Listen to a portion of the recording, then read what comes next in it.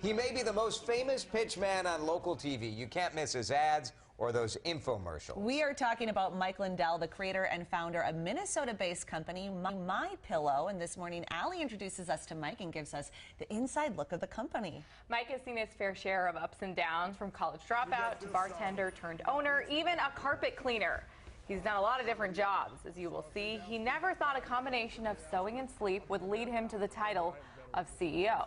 No matter what the obstacle, Mike Lindell always seems to bounce back, and that's what makes him this morning's Minnesotan to meet. His enthusiasm is infectious. I want every pillow shipped out the day we get the order. So is his laugh. If you ever seen, there was an old episode with Lucille Ball where the stuff came off the end and she couldn't keep up. You're probably too young for you, but she couldn't keep up. She couldn't keep up with the pies or chocolates, whatever they were. And that's my challenge. 2015 was a good year for inventor, creator, and CEO of MyPillow, Mike Lindell. So good during the holiday, the Carver County native wasn't afraid to lead by example. This is where I worked, right on that production line in December for a month. With the holiday stuffing behind him, Lindell says that his production team is shipping right around 30,000 pillows a day from this Shakopee-based distribution center. When I was back sitting in a little garage in Carver, I mean, it was like, you know, and just to imagine all this is just surreal. What began as a dream has turned into a multi-million-dollar operation. I was turned down at QVC, I was turned down everywhere. And then I did a little kiosk at Eden Prairie Center, but it wasn't successful. I had to mortgage my house to buy Christmas presents. And then I got invited to a guy called up and said, "Are you the guy that invented this pillow from Minnesota?" And I said, "Yeah." And he said, "This pillow changed my life." He said, I run the Minneapolis Home and Garden Show. He said, I'd like you to, put your pillow in that show. Prior to the show, Lindell realized he was selling the pillow cheaper than his production cost. He upped the price, and his experience inspired those infomercials that have turned him into a real-life celebrity. So you get the best night's sleep of your life. It was a real infomercial, though. It was myself, a friend of mine, and a real audience. We had no teleprompter. We just did it. So it'd be like me talking to you at a show. In 2012, sales skyrocketed. I got so big so fast. We took in millions upon millions of dollars. I didn't have an HR department. I didn't have a corporate attorney. "Mike, you got to be CEO." I said, "Why do I want to be CEO? Don't they just take the money?" He begrudgingly accepted the title of CEO and has certainly seen his fair share of highs and lows, professionally and personally.